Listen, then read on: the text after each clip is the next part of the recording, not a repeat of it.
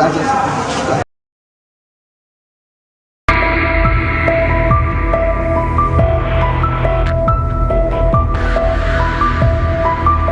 Kuasa hukum Yosep, Rohman Hidayat, mengaku terkejut mendengar pengakuan Danu yang mengalami kekerasan oleh oknum polisi saat pemeriksaan kasus Subang. Di luar itu, selama Danu memberikan kesaksian, Rohman mengaku tak heran dengan kesaksiannya.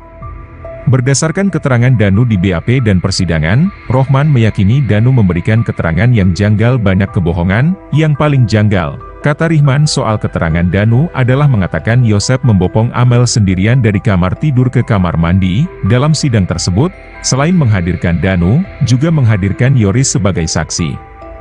Namun untuk keterangan Yoris, kuasa hukum terdakwa tak banyak mempermasalahkan karena keterangan Yoris hanya seputar keluarga, yayasan dan kegiatan sebelum dan sesudah peristiwa pembunuhan terjadi. Tidak ada yang mengejutkan sebenarnya, sesuai dengan berita acara. Danu bertahan dengan rekayasa cerita dan kebohongannya. Saya tidak heran karena memang bapaknya juga seperti itu. Cuman ya memang di luar dugaan ya. Danu mengakui bahwa di Polres Subang dia mengalami kekerasan dari pihak kepolisian. Itu yang di luar dugaan yang tidak kami ketahui.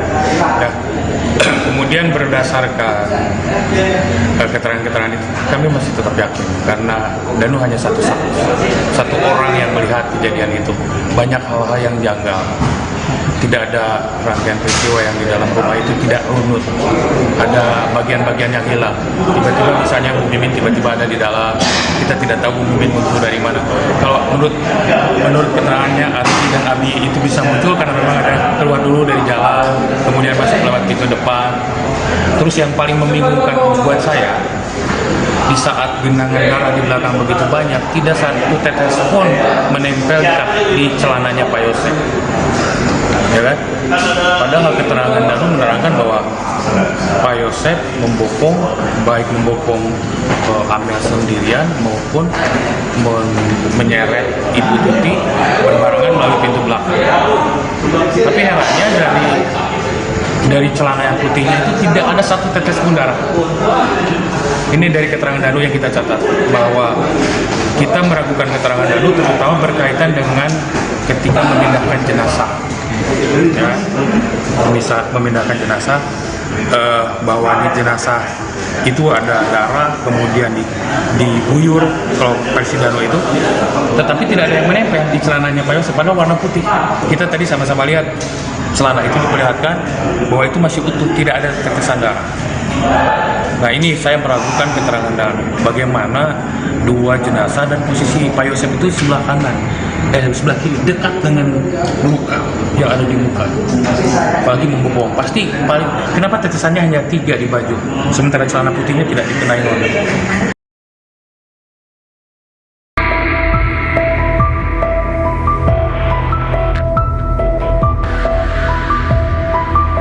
Kesaksian Yoris di persidangan kasus Subang, kemarin, Kamis, 25 April 2024, memberatkan posisi ayahnya, Yosep, yang berstatus terdakwa dalam kasus pembunuhan Tuti dan Amalia. Yoris menyampaikan kepada majelis hakim bahwa terdakwa sering menyakiti istrinya, Tuti Suhartini, baik fisik maupun batin. Mama saya ini sering disakiti oleh si papa, secara fisik dan batin. Saya sakit hati atas apa yang diperbuat Pak Yosep ke Bu Tuti, kata Yoris Raja Amanullah, Kamis, 25 April 2024, malam di persidangan. Dalam persidangan itu, Yosep terlihat geleng-geleng kepala melihat anaknya dengan penuh emosi memberikan kesaksian di persidangan. Bahkan terdakwa Yosep semakin terdiam membisu saat Yoris meminta keadilan kepada majelis hakim agar menghukum ayahnya seberat-beratnya. Majelis hakim juga menanyakan kepada Yoris tentang sosok Mimin Mintarsih, yang merupakan istri kedua Yosep. Usai sidang, Yoris mengaku kesal dan marah dalam persidangan karena kecewa terhadap terdakwa. Saya ungkap semuanya yang saya tahu tentang terdakwa, sebelum dan sesudah peristiwa tersebut terjadi, seperti apa tabiat terdakwa yang keji, menjadi dalang menghabisi nyawa mamah dan adik saya, keseharian setelah peristiwa yang begitu mencurigakan gerak-geriknya, paparnya.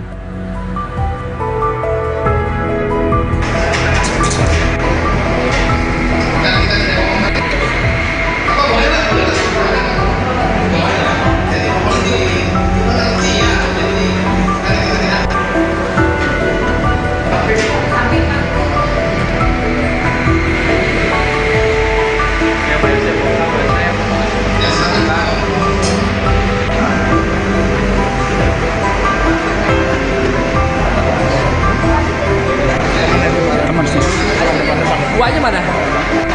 Ayo sosok saya dong. Depan.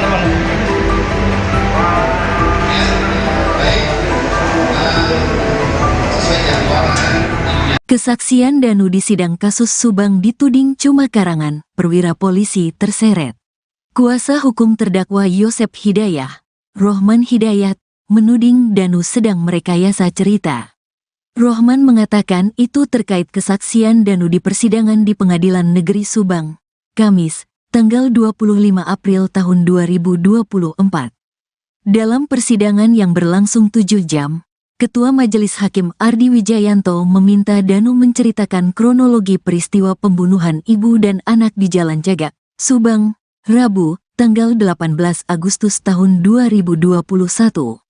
Danu pun secara gamblang menjelaskan detail proses eksekusi terhadap korban Tuti Suhartini dan anaknya Amalia Mustika Ratu seperti yang disampaikan di dalam berita acara pemeriksaan, BAP.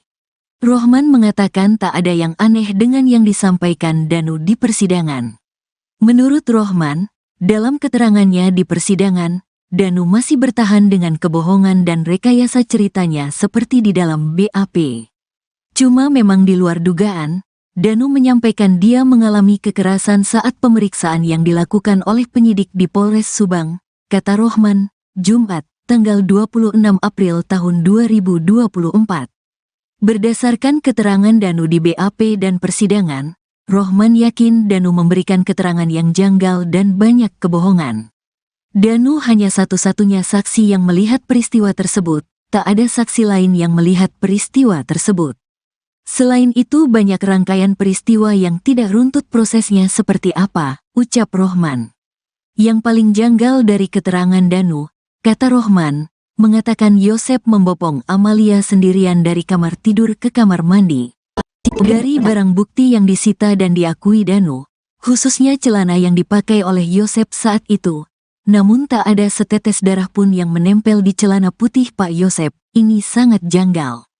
Apalagi Danu bilang Amalia, kepalanya dibenturkan ke dinding dipukul sama stik golf dan banyak mengeluarkan darah. Namun aneh, darah tersebut tak nempel di celana Yosep, tuturnya kemarin.